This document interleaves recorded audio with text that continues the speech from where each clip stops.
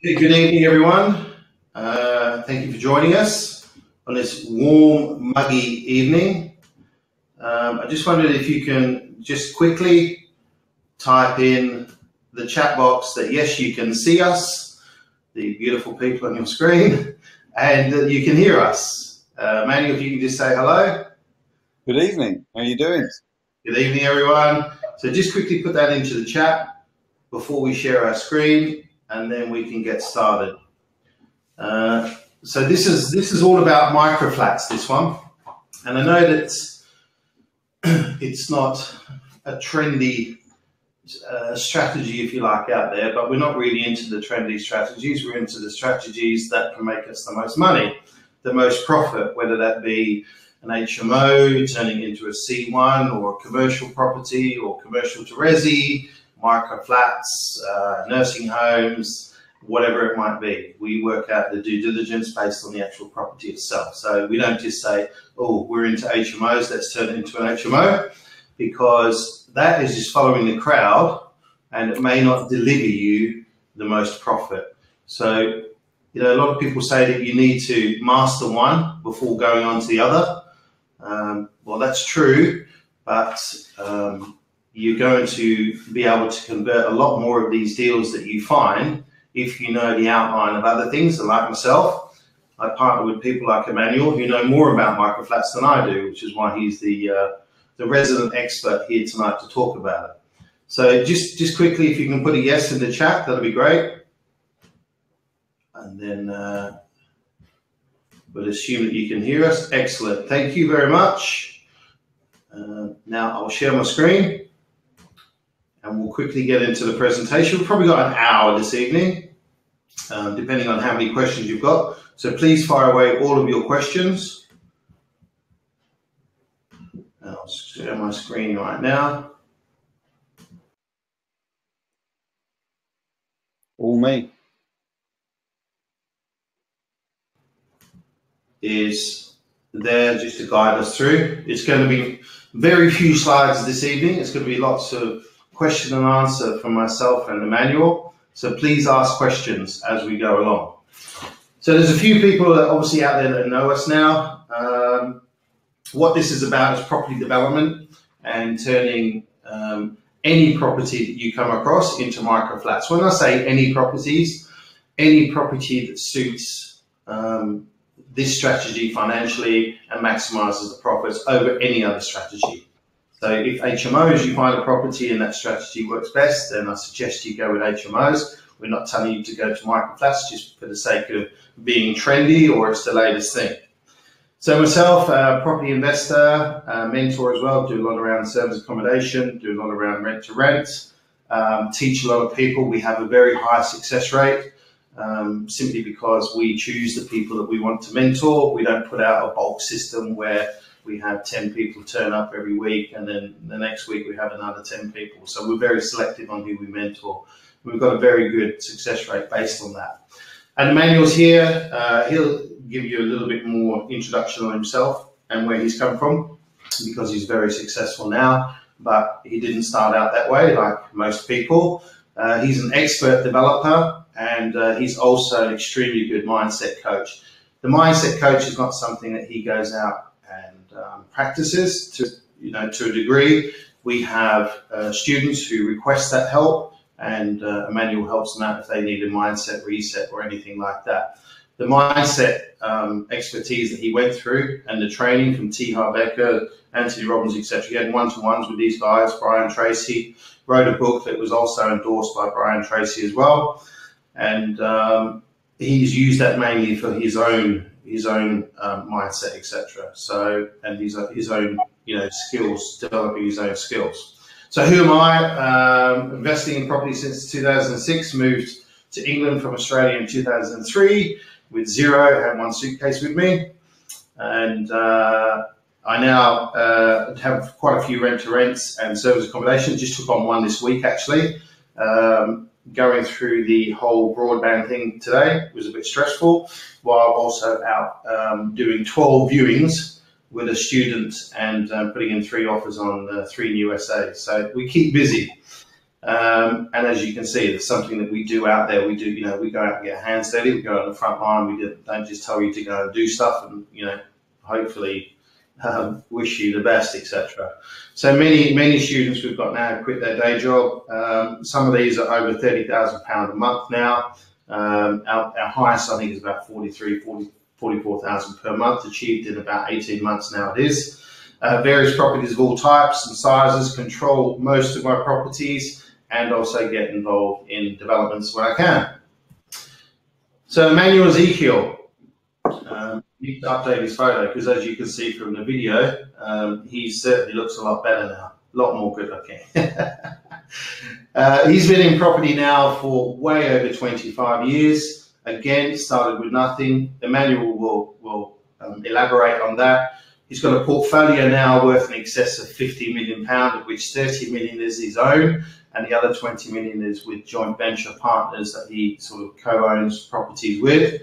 But he's still part of that, obviously. Multiple developments per year, but he doesn't go overboard because he likes to spend about 4 to 5 months out of the country each year, and it's hard to track him down to keep his diary to do courses, etc. But I've managed to nail him down for a few more now. He's got many different properties of all types and sizes, HMOs, microflats. He's got rent-to-rents. He's got service accommodation that he owns, commercial slash residential, which is one of the properties that we'll go through tonight in detail with you. He also controls many properties. The most he's done in 1 year is 9 on a lease option, and he's obviously developments, and he's a mindset coach. So I'll just, if you can just for a couple of minutes expand a bit more on that, Immanuel, because I don't want people to think that you're some person that's untouchable. Yeah, sure. Well, I left school at the age of 16, sweet 16. I didn't have any qualifications whatsoever. I started an apprenticeship as a heating and ventilation engineer. I did that for a 4-year period, working on building sites, and I worked on a building site in Felton called, which was the Borstal at the time, putting in their new wing. When I finished my apprenticeship, I realised that working with my hand wasn't really my greatest skill, so I decided to get into sales, and I started my real journey of life with a company called Sharp's Bedrooms, so Harp Heating at the time, then Sharp's Bedrooms. I built a very successful furniture business there. My franchise was coming to an end. I really wanted to find a way, an avenue to create a new kind of business, and property seemed like a great way to do it. However, I didn't have the money and I didn't have the knowledge. And part of my journey was really over the years while I was at Harp Heating and Sharp's Bedrooms, was investing in myself through further education with people like Tony Robbins, T. Harv Eker, Brian Tracy, Robert Kiyosaki. I strongly believed about investing in myself. They say a formal education will earn you a living, but self-education will earn you a fortune. So I really went down that particular route, investing heavily in myself. I continue to do that. I've probably spent in the region of £250,000 to £300,000 in my own education, right across the board in self-development and property. I also built up one of the largest mortgage brokerages at the time when I actually finished my franchise for Sharp's Bedrooms. And there I learned more areas to do with money, how to manage money in a much more sophisticated way. And I was one of the co-people that brought over at the time daily interest mortgages. People don't remember that far back, but 10, 15 years ago, mortgages in the UK were promptly calculated on an annual basis.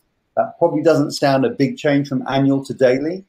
However, there was a company called First Active Mortgages that brought out a calculator called a CAM calculator, which was a current account mortgage calculator.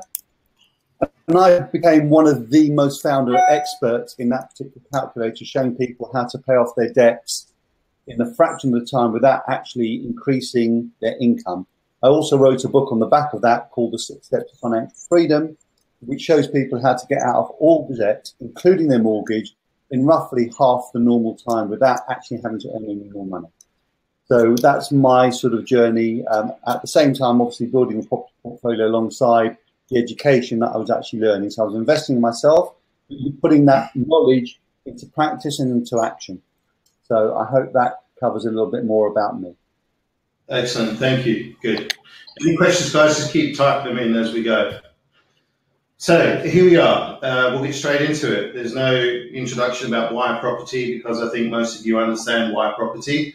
We've done that on our previous presentations, so we don't want to sort of double up. So we'll get straight into it, and we like to think that we talk raw property. And when we say raw property, you know, we don't want to beat around the bush and say it's all and give you all the hype. We'll also give you the pros and the cons will fix with things to look out for so that you don't get stuck with those type of things. So we want to make sure that if there's any hurdles, we've experienced them, we'll tell you exactly what they are. And if you do get stuck and you forget to try and leap over the hurdle and you get stuck behind it or stuck on it, then we've got ways out as well to help you out. So let's crack on. So this is the property that we'll be talking about this evening. Obviously, last week we spoke about the pub with the 2.3, 2.4 million GDV and a handsome profit. This one here is obviously it's a split commercial residential, and a lot of beginners, if you like, would look at that, and because many people out there in their training courses will steer you away from this type of property because they think it's too hard. So I'll ask Immanuel, number one, Immanuel, if you can just explain what a micro flat is, because some people don't understand what that is and what equates to it with mortgages and that type of thing, and etc. And also a little intro about how you found this property or who found this property for you, and the initial sort of findings and strategy and why the strategy of micro flats. Yeah, there's a number of factors. So the first thing is how I actually found the property. So part of what I do is I get many of my projects through other people, whether it be sourcing agents or estate agents or letting agents. And predominantly, I will pay them a sourcing fee to actually find me a project that I can actually turn into a development. So this was brought to me from an agent in the area that I've known quite some time. I've done a couple of other projects with them. And I was looking to enhance actual value. So when I first looked at this particular project, it looked like it might work as splitting into flats, because above the shop was an accountant and a solicitor's office. It was 5 different rooms that they actually let out. And it looked like we could go into the loft and create 2 to 3 apartments. But when we actually looked at the mechanics and the cost to actually convert it and the actual return on investment, so when you look at the development, look at the purchase price. So in this case, this property cost us £807,000 plus the sourcing fee that we pay for the agent plus stamp duty.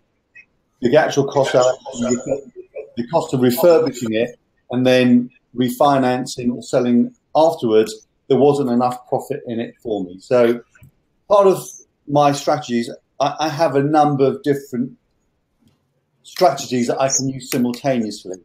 And one of the strategies that I deployed here was a strategy that I learned from one of my business partners, a guy called Lee Bramzell. They have a model that is to buy hotels and they then sell off the hotel rooms to investors at a yield or return of 6 or 8%. So that seemed like a very clever idea, that you can actually create rooms that have enhanced value, so you can either sell them on or increase the actual value of the property with the income. So with these particular rooms, we were able to create in the loft another room and create 7 micro units. Ideally, wherever possible, I try and get them to be the minimum size for mortgage purposes, because then I can create subleases, and then I can actually enhance the value even more. But in this case, the rooms were not big enough to create independent leases for mortgage purposes. Now, that doesn't mean that I can't create the leases to sell them on, because I can based on a yield. But this property, because it's an older kind of mansion block, so if you look at the property from the front, you've got Domino's on the ground floor, which was producing a rent already of £24,000 per annum. When I actually started to buy this property, they had a rent review in the July. We actually agreed to purchase it in the April. We completed in the May. The rent review, which is an upward only rent review, and it's a full insuring, repairing lease, which means that if they leave, they have to put the property back in the condition when they first found it. So that's a very strong, and it's a very strong tenant. So if you know anything about Domino's, they're a very strong tenant. They've got many multiple franchises throughout the country. And this particular franchise is the most successful franchisee that they have in London. So that's a very strong tenant with an upward only increasing. So that was the base income that we got. So regardless of what we did on the uppers, we had that income to come in at the outset. If I would have rented these rooms out as a HMO, based on the actual charges, we would have probably got somewhere in the region of 650 to 700, and then I would be liable for all the bills and the council tax. The beauty of creating these is what I call micro studios, and we'll show you in a minute what we actually did. The tenant will actually pay the water bill, they will pay the electricity bill. I cover the gas bill because it's a communal system, and they pay the council tax. So in terms of profitability, we're getting between 950 and 1,050 per month from each room. So the actual rental income is dramatically increased, and the actual expenditure is reduced again because we pay no council tax, we pay no electricity, and we pay no water. So it's a really good way of enhancing your income. Also, because they are individual units, each room has its own separate cooking and washing facilities, it's not classified as a HMO. You're not constrained by the same HMO licenses. So it's another great strategy. Now, this kind of property works really well for older properties because the rooms are much bigger to start with. So this is just one of the rooms. So we've got this mini open kitchen. Now, in the top picture, you'll see the fridge freezer underneath the double hob. You've got the sink. Underneath the sink, you've got a microwave oven.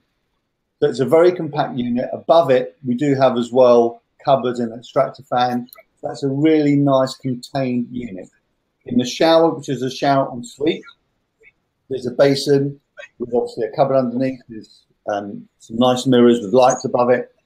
And you've got the shower and the toilet. So the nice mini micro studio. So each property has this mini arrangement of its own cooking and washing facilities and a bed, typically a double bed with wardrobe, bedside table. So that's it from another sort of angle. Bedside table, wardrobe, double bed. The beds have lift-up storage as well. So we've done this quite a nice modern specification. And the beauty of doing this as well is that you've got no repairs to think about for quite some time. Everything is brand new.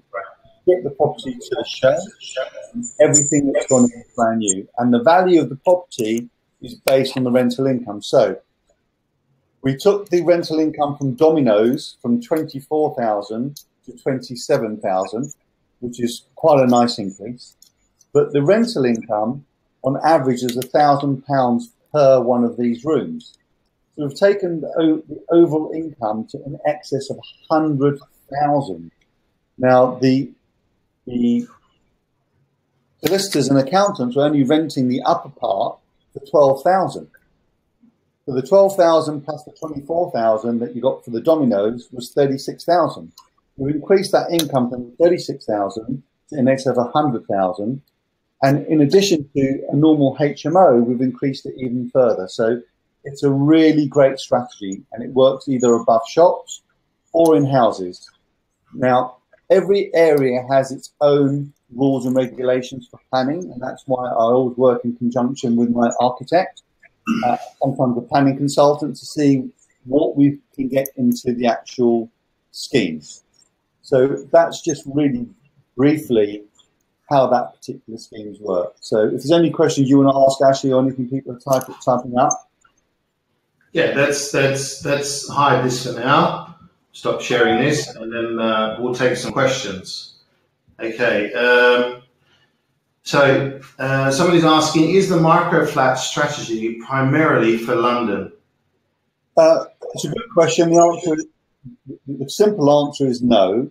And the reason why I've looked at this strategy is that it's getting harder and harder to create really good profit margins, one in London and other areas, because a lot of people do the same strategy. And if everybody, if you follow the crowd, you're going to be at the back of the queue unless you're really in with all the different agents. So I want to find new strategies that I can work where there's very little competition.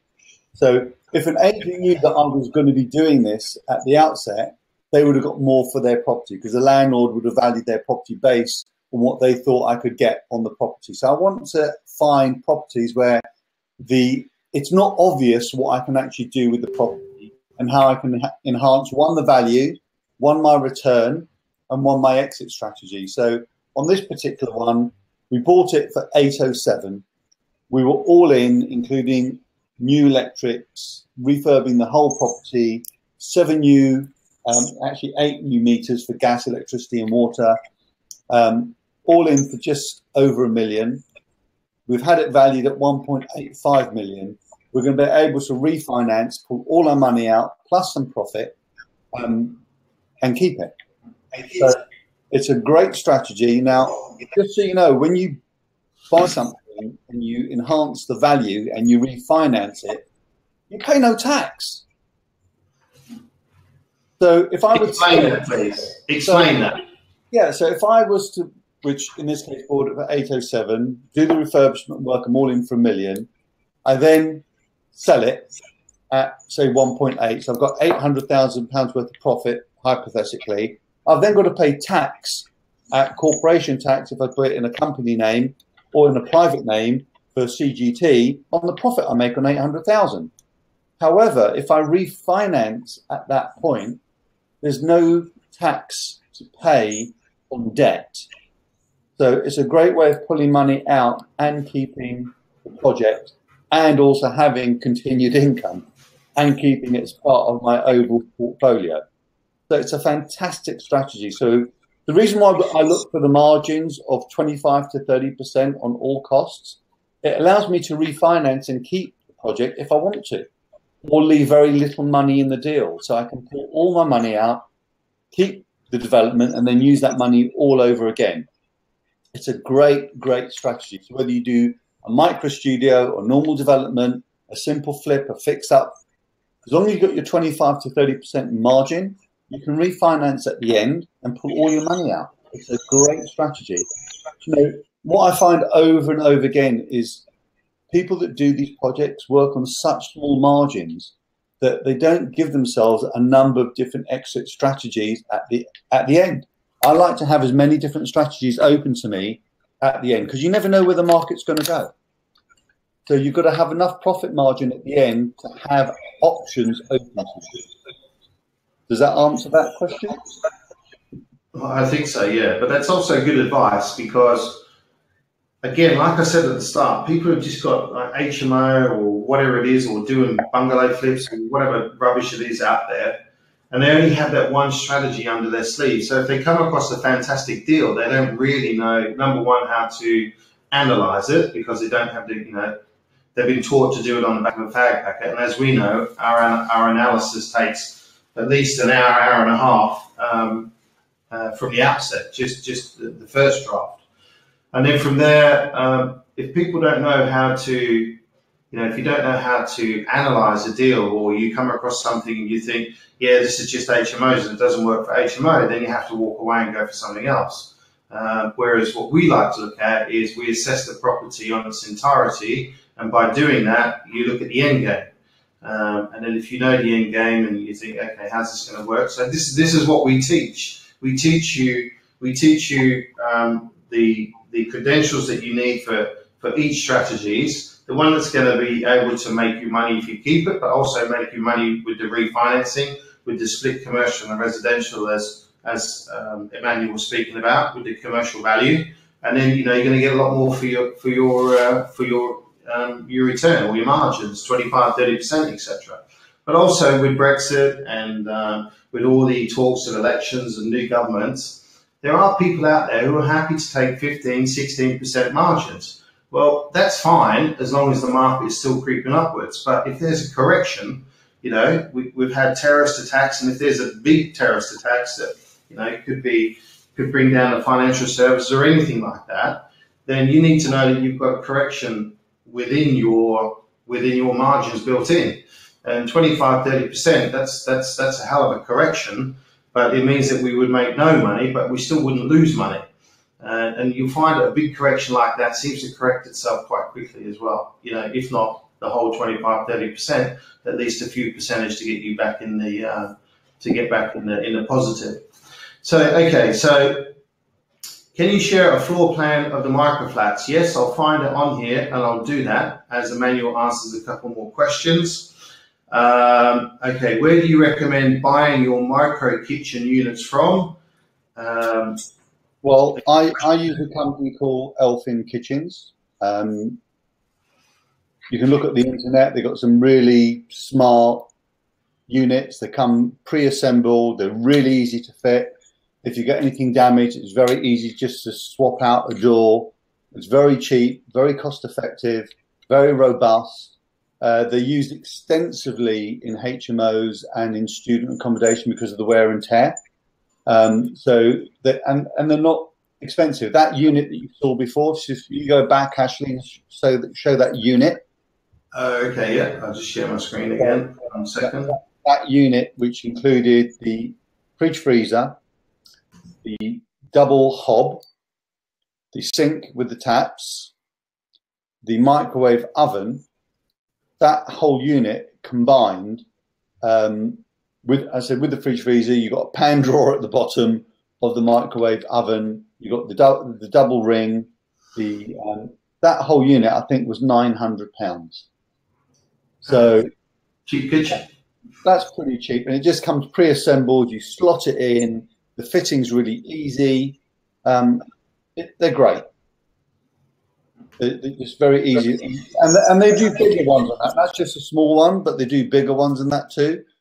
And one of the micro units is slightly bigger unit in. So they're great. Okay, so we've got quite a few people asking. So what is the minimum size per unit this can work out? And we've also got another, what is the minimum size of room required to do this? And a few other questions looking at the same thing. And I'll also add to that. So you mentioned about the mortgageability and the lease and that type of thing. So can you explain why the minimum sizes and the maximum sizes and why microflats? So you've got two sizes. The one is if you want to be able to remortgage each one individually. That size is larger than just having a micro studio. So if you want to buy a property, create separate leases and split them up. You maintain the freehold and you create 5, 6, 7 separate leases. Those sizes are different in regards to micro studio. So typically you're looking, I think it's between 27 and 30 square meters for mortgage purposes. Some lenders are more, some lenders are less, but I think it's 27 or 28 is the smallest that most lenders will actually go for in terms of creating a lease. I wasn't too bothered about creating separate leases on this particular one. So the minimum size I think we've got is about 16 square meters. Yeah, and just so you know, 29 square meters is about just under, 27 is about just under sort of 290, 300 square feet for those in feet. Yeah, so I mean, some of the rooms when we bought them, I think were about 5 meters by 4 meters. So it gives you some idea. If I look at one of the rooms, we had the shower ensuite, which was 1 meter. We had, I think, another wall, 2.5 meters. So that's 3.5, 4 meters. And then the return wall was about 3.5 meters. So they're not particularly big rooms, but you can get a lot into them. And if you saw the pictures that Ashley just showed you, they look pretty nice. We put double beds in there. One of the rooms that was a little bit smaller, we put a small double bed in there. So instead of having a 4'6" bed, we put a 4-foot bed in there. And that's another way of making a room look a little bit bigger just by your space. And then we put things in like the lift up beds, so there's even more storage underneath. And I put other bits in like USBs with where you could plug your phone in. Just some additional nice touch features to make it easier for people to actually do that. We send in a cleaner once a week to clean all the communal areas. So it's a nice development. I've got security cameras, so 24/7. I've got CCTV, so I can look at the development at any time. I've got cameras on each floor, cameras before people come in. So it's a nice development. It's very secure. Great project, great return. Absolutely. So another one here, can you refinance and get money out if you buy in a limited company?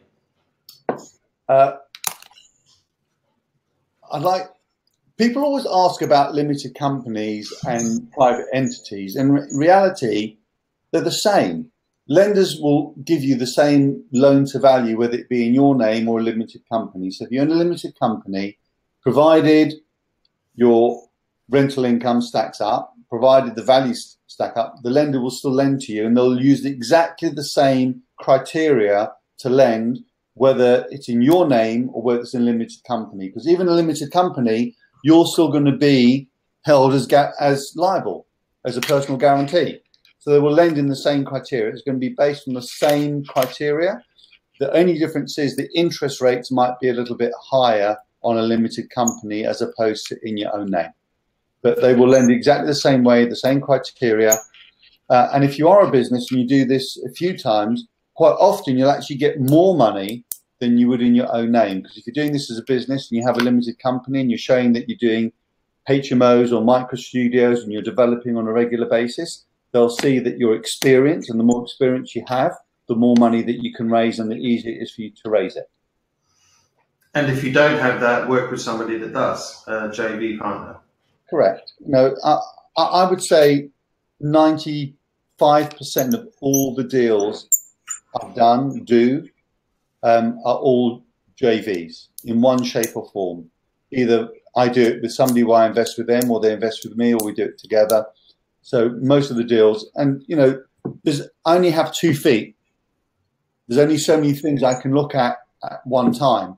So by joint venturing, I get the ability to see multiple deals in lots of different places, in lots of different locations.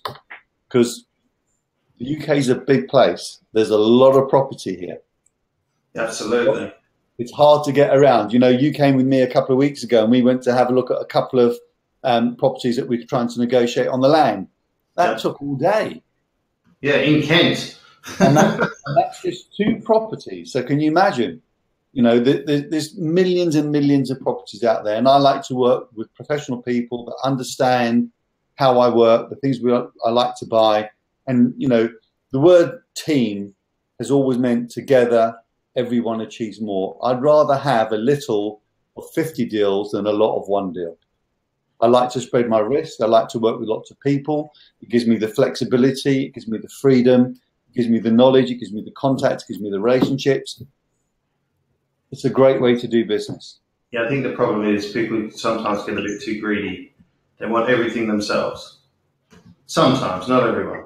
Okay, there's another question here. Do you always look for a commercial unit with a shop, etc., on the bottom to then develop the space above into micro flats?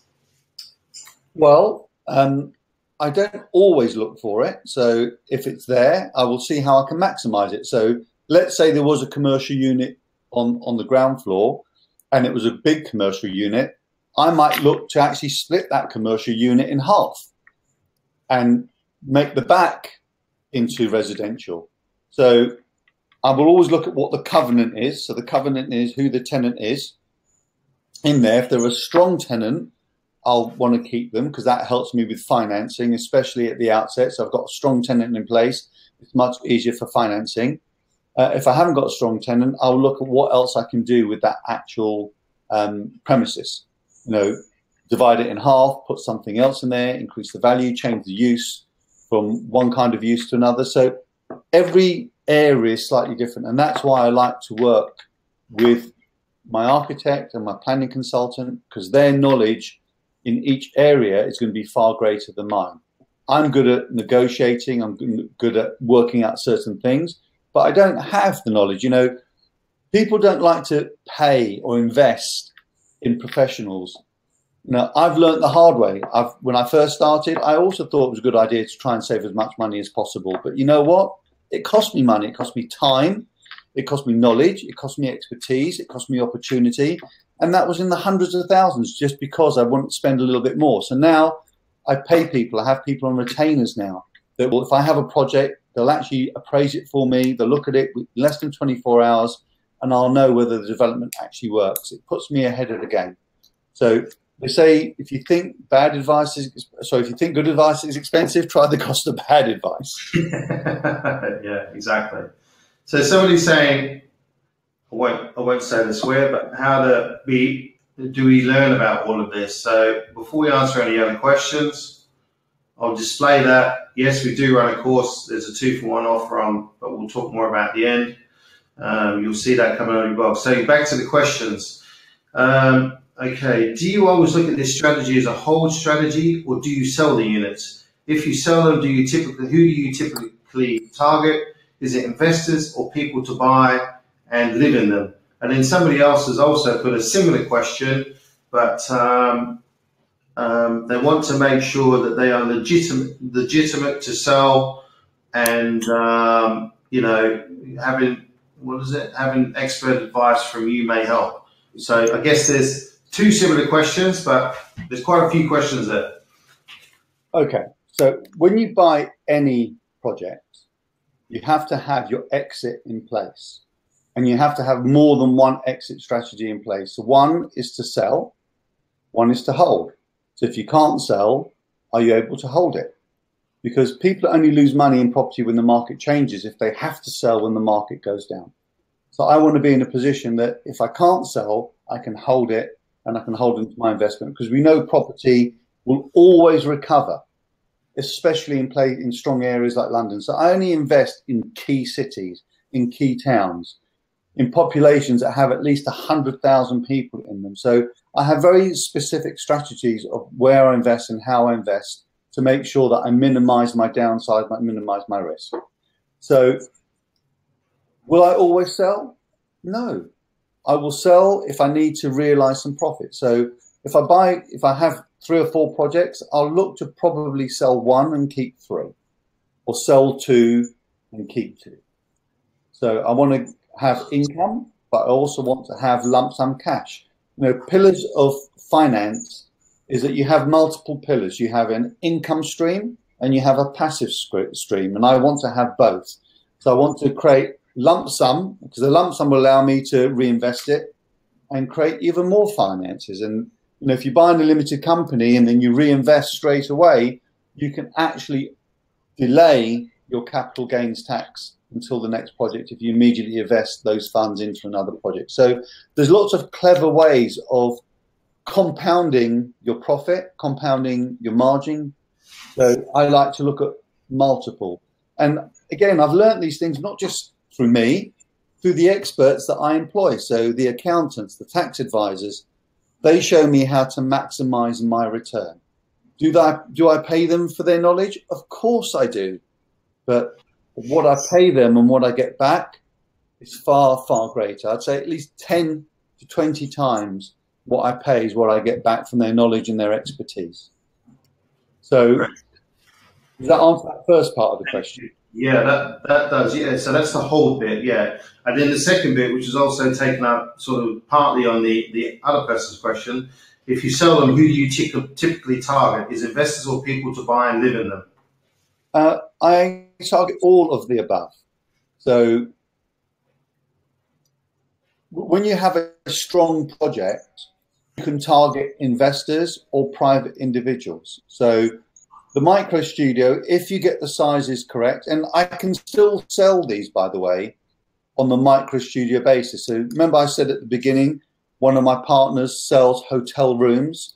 So we have access to foreign investors, mainly from the Far East, that will actually buy these rooms on a 5-year lease basis, based on a return of between 6 and 8%. So I can pull out all my money right now and just pay them that return if I so wish to.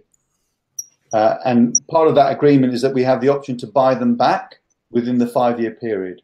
Obviously, they'll get an uplift on their value as well, so that's also built into the buyback. But yes, I will look to sell to investors or to private individuals. So if I want to hold on to it, and pull some more money out, then I would probably look to investors. If I'm looking to sell it, it'll be just on the private market, open marketplace. And just so you know how good this strategy is, I actually brought this strategy to market about 2 years ago. And since then, a number of other people are trying to copy this strategy. And other trainers are trying to do it, but they've got their fingers burnt because they haven't known how to do this properly. They haven't noticed. That's amazing, but they still go out to teach it with only 60, 70% of the knowledge. Well, not only they're doing it, but they're actually teaching it. Exactly. That's what I'm saying. So they're burning their own fingers, teaching the same information. Anyway, correct. We digress. Okay, so I think we've answered that one there. Okay, how would you approach a large property? Well, this is kind of a generic question, really. On the edge of the greenbelt for planning, is it? So when you say on the edge of greenbelt, is it in the greenbelt? Is it in the brown belt? Where is it? That would be. We need a bit more specifics on that. Large rooms, but planning may be difficult. Can you advise? I need some more specifics there, please, on that. Okay, but is it related to microflats or what, please? Okay, so what is your ideal criteria for this to work for you? Is there a minimum building size? Is there an ideal price point to purchase at? Is there an ideal rental yield you would want for this strategy? So I guess knowing your end game, but exit strategy, but far away. Well, no, there isn't. You know, every project you look at appraise every project based on the actual numbers. So for me, my ideal price point is between 300 and 1.5 million. That's the price range I like to buy at. If you listen to the last webinar, I like to be, if you're looking at the motorway, I'd like to be in the middle lane. That's where the vast majority of the traffic is. That's the vast majority of where the people are, whether it be for rental, whether it be for purchase. The fast lane is the fast lane. The inside lane is the slow lane. You don't get quite as many people in there. I want to be in the middle part the vast majority of my time. So I will always look at what the numbers are. So what I have found, though, is typically 6 rooms is the minimum that actually really works to make it viable. And the more that you can do than 6 rooms, the better it becomes. Now, there are ways that you can get properties because of planning constraints. You might have to stop at 5, but it doesn't mean that you can't get more than 5. So that probably sounds a bit ridiculous, what I've just said. So let me explain it. So the planners have certain constraints so I'll give you one particular project that we did. We bought a development and we got planning for 5 2-bedroom apartments. Now, under planning, once you have the 5 2-bedroom apartments, provided I build out to those 5 2-bedroom apartments, once they're built and complete, I can then push the envelope to between 5 and 6 rooms per apartment.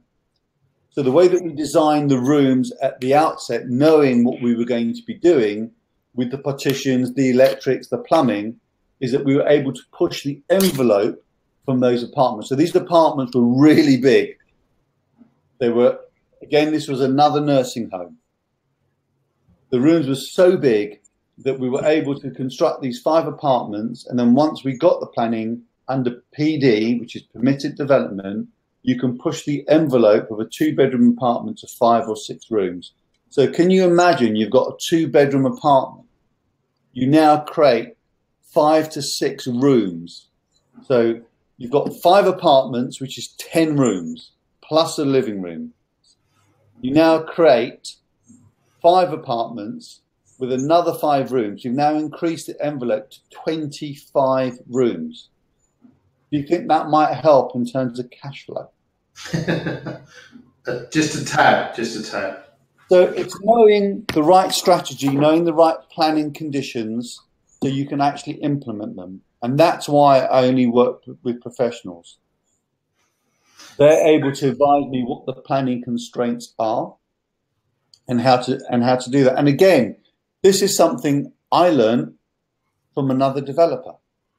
But then by having that knowledge, speaking to my planning consultant and asking them, is it possible we could do that? They said, yes.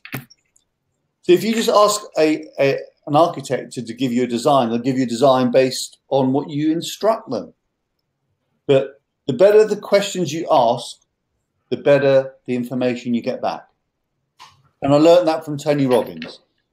Tony Robbins said, the better your questions, the better your answers. Exactly right. Somebody's asked if you're able to advise on these professionals. We don't hand out these people's names willy-nilly, simply because they are professional people. They are very busy. They deal with experienced people. And if we were to start sending them lots of people who were just flitting around here and there, we'd soon lose them as our advisors, etc. So we do limit that to the people that we mentor, simply because we will work with them, the people that we mentor. So we will introduce them through that. So we've got a question here. Okay, so there is a greenbelt property that they would like to assess and look at to turn into micro flats. So it's a very large building. So I think probably working on the standards, the minimums that you were looking at, minimum 6 to 7, maybe more.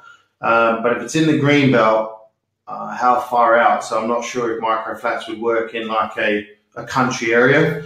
But again, greenbelt and location for microflats, that might help to advise on that, please, Immanuel. Well, greenbelt typically restricts you from building new build. So again, depending on the area and what the planners say, I would be having a conversation with my architect to look at the planning conditions to do with greenbelt in that particular area and see what's possible. So what I just mentioned about, you might have to do it in 2 or 3 different stages. The first stage might be getting planning to maybe subdivide them into 5 or 6 or 7 apartments. It then may be from once you got that planning in place, you do what I did, and then you push out the envelope. But it's knowing the different stages. It's no different to one of the pubs that I actually have. So for me to get planning, I had to apply for planning for the upper parts only first. Now that I've got planning for the upper parts, I can then go for the lower part. And that, again, is knowing the council rules and regulations, what I had to do, the other things I had to put in place to allow me to make that second application. So I do that in conjunction with my architect and planning consultant, because their knowledge, and that's what they do every single day. They're dealing with the councils, they're dealing with the planners on a daily basis. They're going to know the rules and regulations and how to circumnavigate them and get around them much better than I would. I have a certain amount of knowledge, but I can't have every area of knowledge. When it comes to buying a property, I engage my solicitor. He's going to have, that's what he gets paid. He does it every single day, dealing with property-related matters. My shareholders agreement, I go to a solicitor that only deals with shareholders agreements and company structures. He's going to be able to create what I need much faster, much better than I ever could. Fantastic. Okay, so is there a replay? Yes, there will be. There is a recording of this that will come out. You'll get an automatic email within the next 2 hours. Thank you, Dennis. No problem. Dennis is off to meet a potential investor. That's good. Well done. Okay, so we've now come to the end of the questions, I think. Okay, one other thing. Right, let's share my screen again, and let's find the,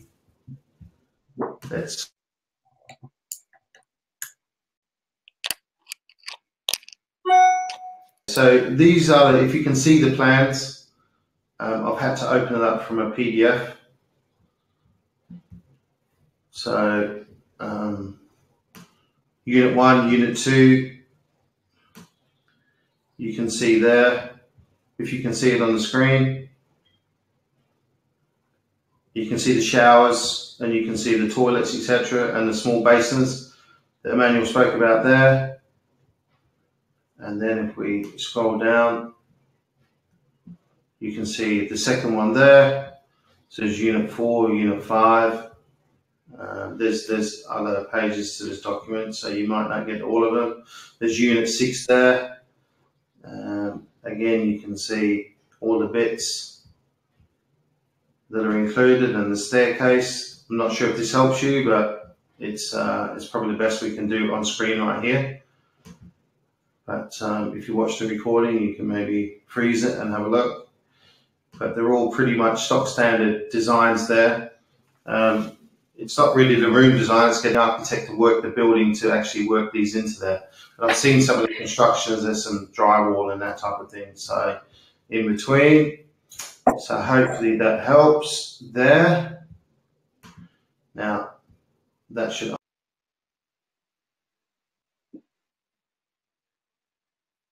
That was Chris, so hopefully Chris, that helps you. You wanted to see a plan, so you've seen a plan there. And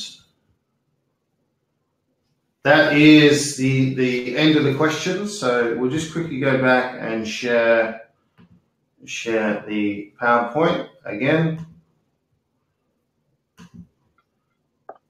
And if there's any more questions, please ask away, because we can answer those at the end. Screen share on again.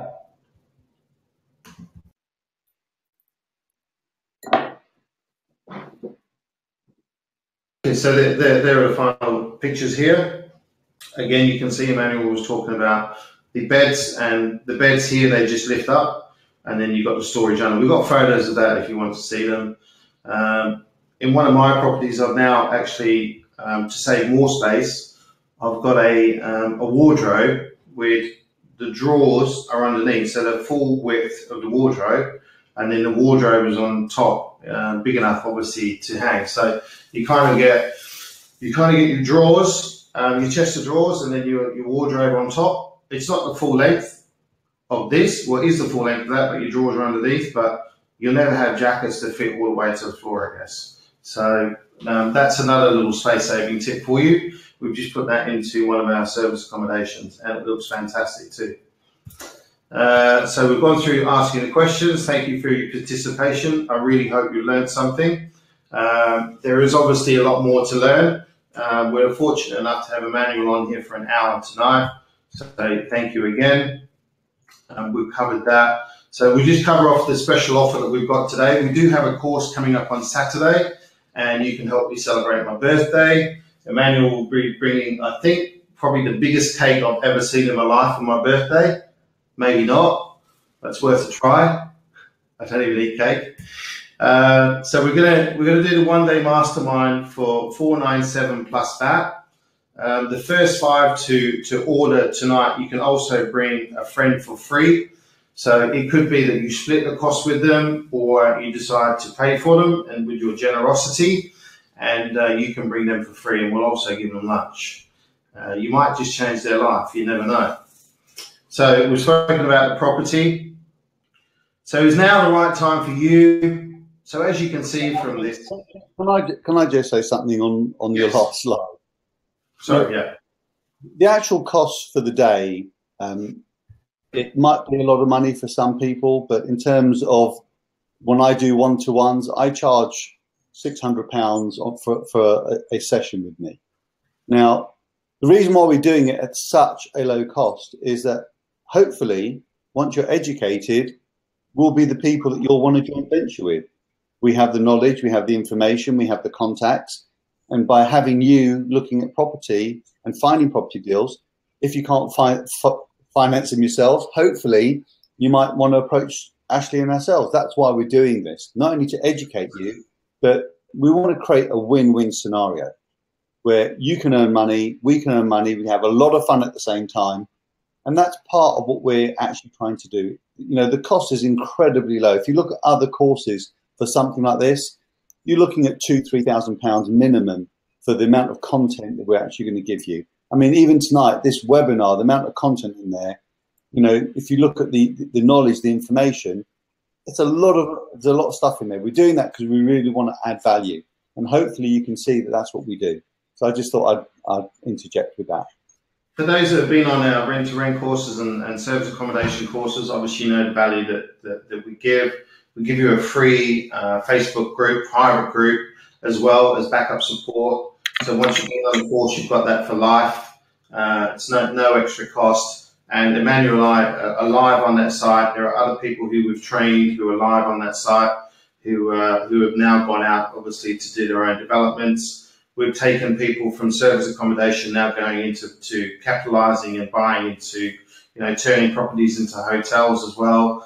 And, finding ways to, they're raising 150, 160,000 to do this. But then this is going to be an apart hotel. And at the end of it, the income is around about £30,000 per month for one property. That's massive. That's life-changing stuff. That is career-changing stuff. So if it's something that you want to do, and you're serious about it, we don't want you to come if you're not serious about it, because we don't want you to sit there wasting your money. But more importantly, we don't want you to waste your time. And like Immanuel said, people will waste more than £497 on a dodgy holiday and not enjoy it for a few days.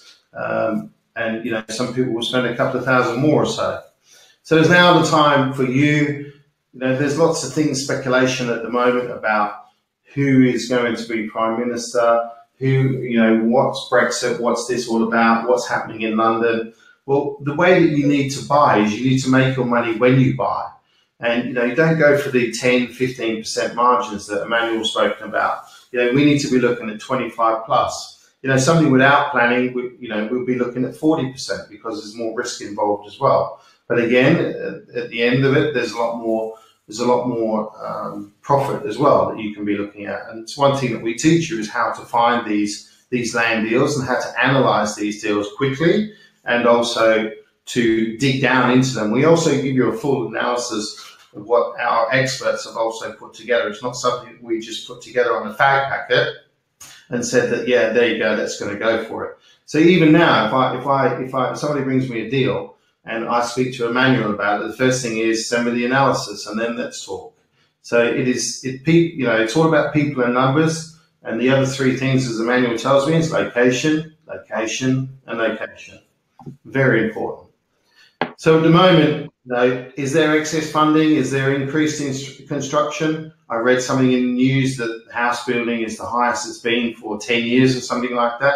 So is there increased construction? Does it mean after that there's going to be excess funding? Does it mean we're coming into a boom market? It could be that. But I don't know. Nobody knows. If we did, we wouldn't be sitting here. We'd be billionaires. We'd own half the world, I guess.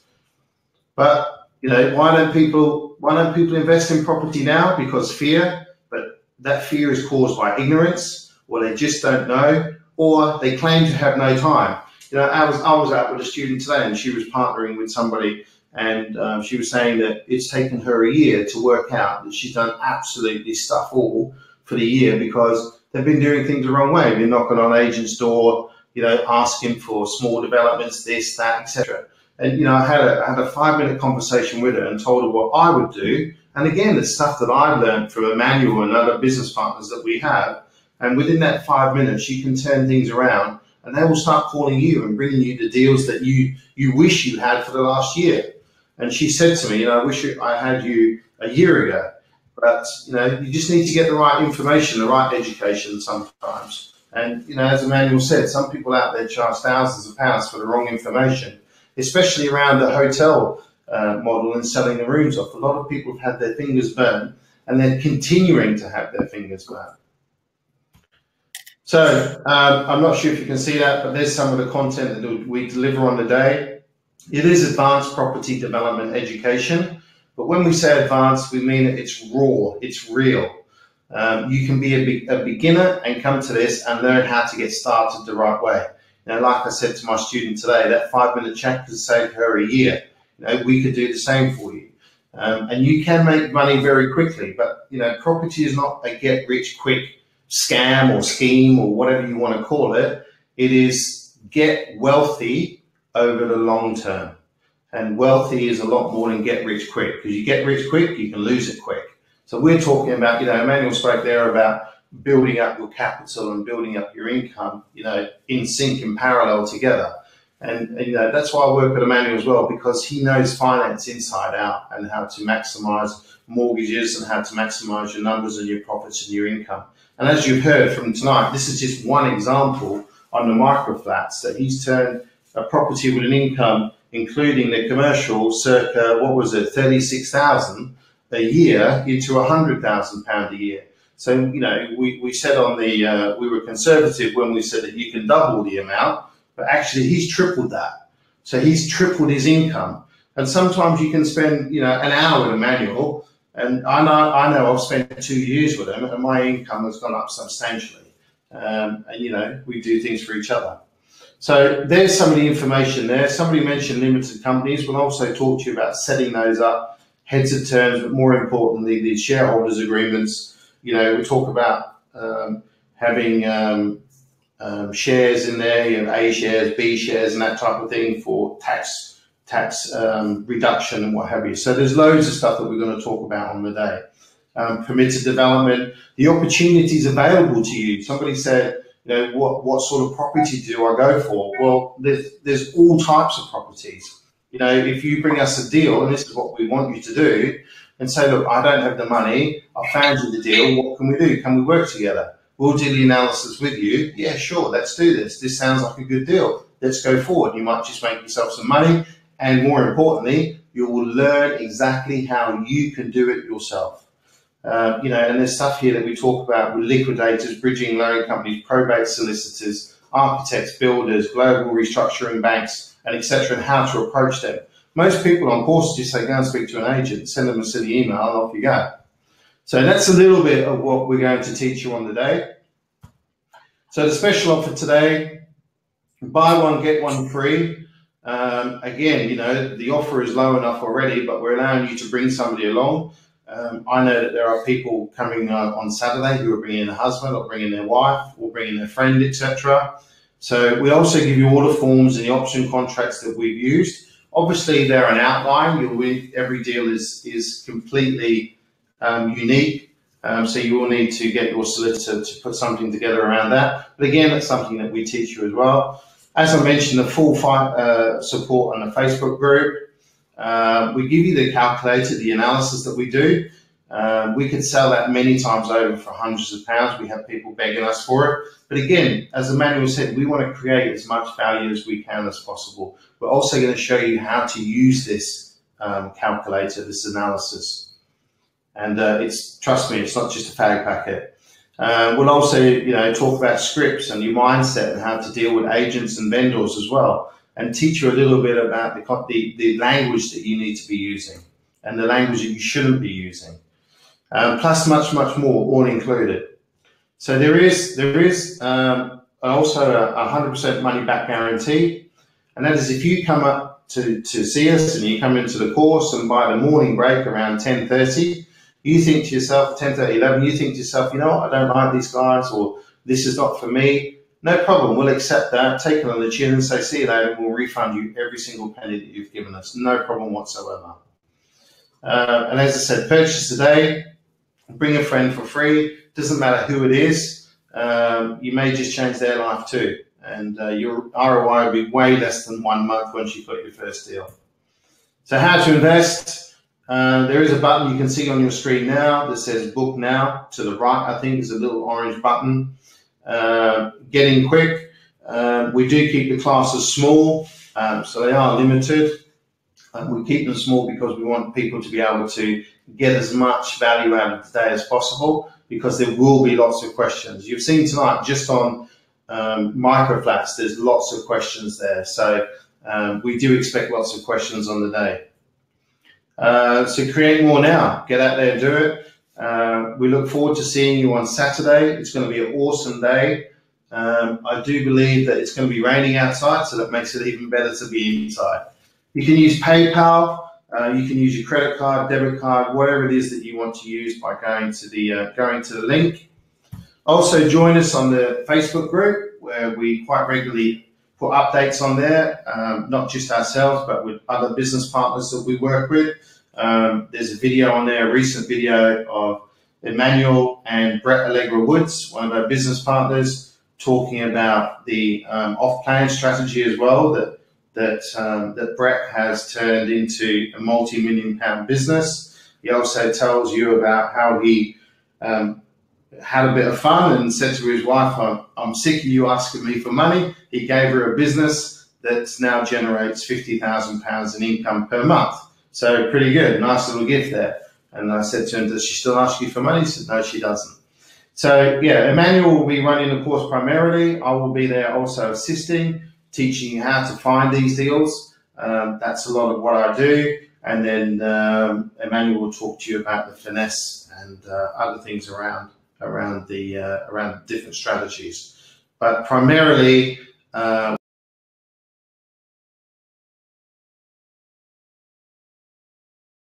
yes, Alan, there are other dates. Yes, you probably just don't want to bring me a birthday present, but that's fine. You can just go to the same link and just go to, I think it's take off the end bit just to book when. I think it's book when. Actually, I'll get the link for you. I'll get the link and I'll put it on here in the chat box. And you can have a look there for the July dates. I think there's a July date, I'm not sure, but have a quick look. Other than that, thank you, Immanuel. Thank you, Immanuel, and bye. Very welcome. Very welcome. Yeah, thanks very much. It's awesome. I've even learned something again tonight. Thank you. See you Saturday. Yeah, we'll chat tomorrow anyway. Okay, thanks guys, and again, if you want to come and join us Saturday, please do. We look forward to meeting you, and have an awesome Friday. Friday's kind of a half a day off for me, especially when I've got a course on a Saturday. And thank you for all your kind messages, everyone there. I'm glad we could help, and we'll see you soon. Take care, have a great evening, and the recording will come out to you in about the next 2 hours. Thank you.